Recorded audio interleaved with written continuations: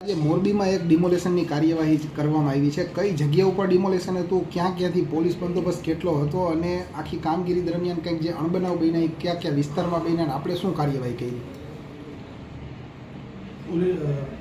મોરબી જિલ્લાના વાઘજી મહેલ મણિમંદિરની બાજુમાં એક ગેરકાયદેસર રીતે ગેરકાયદેસર ધાર્મિક સ્થળ બંધાયેલું હતું. કલેક્ટરશ્રી તરફથી આરએનબી વિભાગ તરફથી અમને બંદોબસ્ત ફાળવણી માટે પત્ર મળ્યો હતો, જેના આધારે અમે બંદોબસ્ત ફાળવેલો હતો. આ જે જગ્યા છે એ અગાઉ 2022માં લેન્ડ ગ્રેબિંગ અંતર્ગત ગુનો પણ દાખલ થયેલો હતો. આરોપી લગભગ 11 થી 12 મહિના જેલમાં પણ રહેલા છે. એમના જોડે દેખીતી કોઈ પુરાવા માલિકીના પુરાવા નહોતા. જે અનુસંધાને કોર્ટમાં કેસ ચાલ્યો.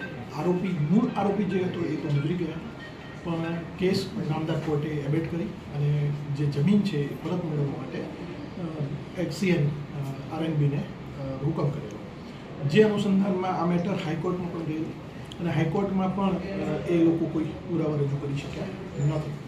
તો આરએનબી તરફથી એમને બંદોબસ્તની માંગણી કરવામાં આવેલો, બંદોબસ્ત ફાળવણી કરવામાં આવેલી છે. અમે 200 થી 250 જેટલા પોલીસ કર્મચારીઓ બહારના જિલ્લાથી આવેલા છે. 5 ડીવાયએસપી બહારથી એમને બંદોબસ્તમાં મળેલા છે, પ્લસ 3 ડીવાયએસપી મારા અહીંના, અને અહીંના લોકલ 550 જેટલા પોલીસ કર્મચારીઓ અત્યારે બંદોબસ્તમાં છે, જે આખી રાત પણ બંદોબસ્ત કરશે. મોરબીની પ્રજાને મારી એક નમ્ર અપીલ એ પણ છે કે આજે કોઈ ખોટી દોરવણી કે કોઈ ખોટા ઉશ્કેરણી કે કોઈ અફવાઓથી દૂર રહેવું. કોઈ પણ પરિસ્થિતિને પહોંચી વળવા પોલીસ સક્ષમ છે. કોઈ પણ પરિસ્થિતિ ઊભી થાય તો police control room, SP, DySP કે પોલીસ ઇન્સ્પેક્ટરશ્રીના મોબાઈલ નંબર પર કોન્ટેક્ટ કરવા વિનંતી છે.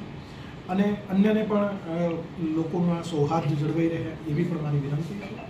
અને નાના મોટા બનાવો બનેલા છે, જેમાં એ ડિવિઝન પોલીસ સ્ટેશને ઘણા બધા લોકો ભેગા થયેલા હતા, જે લોકો એ થોડી તોડફોડ કરેલી છે. એ અમે આગળ આ કાયદેસરની કાર્યવાહી કરીશું.